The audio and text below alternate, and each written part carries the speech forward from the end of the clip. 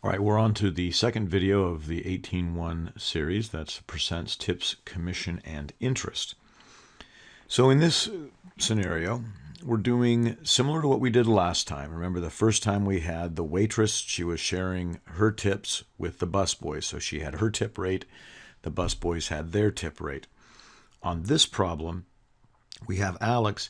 He's putting some money into a savings account, and then he's taking it out with his principal, with his original money, putting it into a different investment with a different interest rate. So again, we have a problem to solve with one interest rate, then we're going to turn around and we're going to use that solution to solve a problem with a different interest rate. So once again, our first step is going to be to look at our interest rates and change them into decimals. So 3%, 0.03.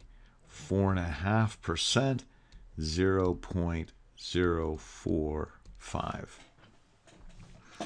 So let's go ahead now that we have that and do the first part of the problem. The first part of the problem is that Alex placed $1,100.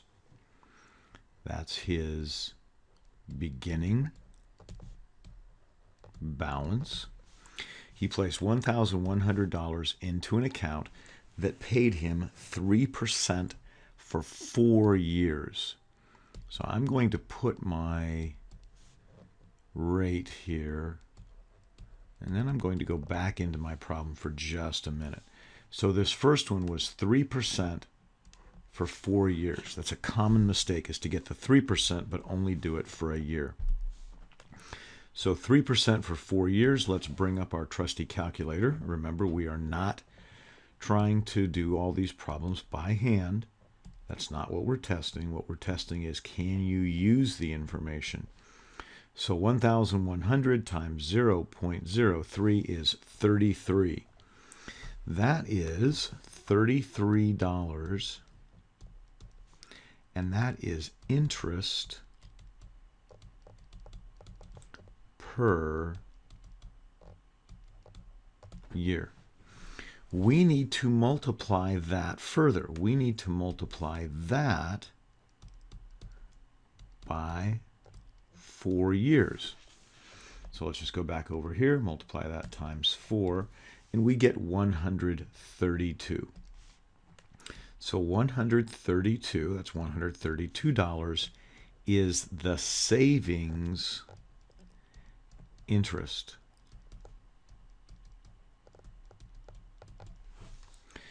We're going to go ahead, let's get our calculator out of the way. We're going to go ahead and take the 1,100 and we're going to add the 132. So we are taking the beginning balance, that's how much money Alex put in to start with, and the interest that Alex earned. A common mistake I saw on some tests was to take the $132 and then multiply it by the 4.5%. But Alex wants his original money out of the bank.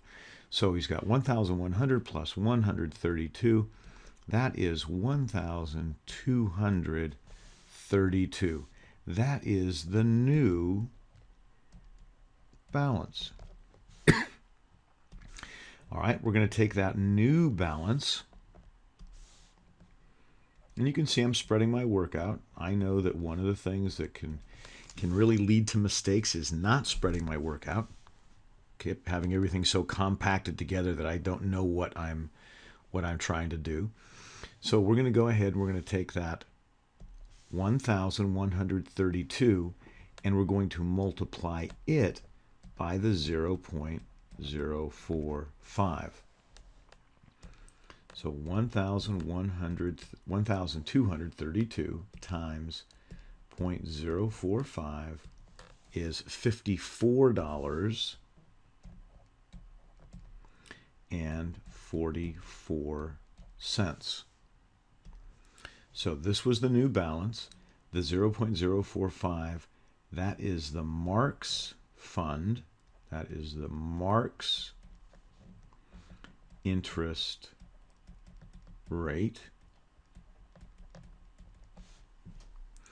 And the 55.44 is the mark's interest. Okay, the last thing we need to do to solve this problem is we need to bring what we put in the marks fund to start with plus the mark's interest rate. So we're going to bring the $1,232 that Alex put in the marks fund.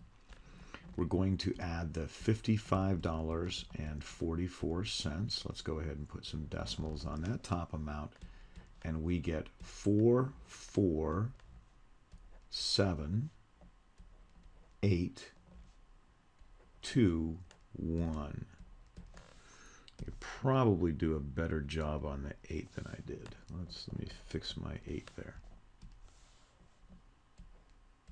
That's a better 8. This is Alex's total amount. Alex total. So again, the steps, let's get the calculator out of the way so you can see all the steps. The steps: take your beginning balance, multiply by the savings rate, get your interest per year. It was there for 4 years, so that gives you $132. Be sure you include your beginning balance plus the interest to get the new balance. Put that new balance into the marks fund. Get your 4.5%. That's $55.44. Then take the beginning balance in the marks fund plus the interest to get your total. All right, be sure that if you have any questions, if there was any part of this that was difficult to follow, bring those questions to class or send me an email. I'll be happy to clear that up.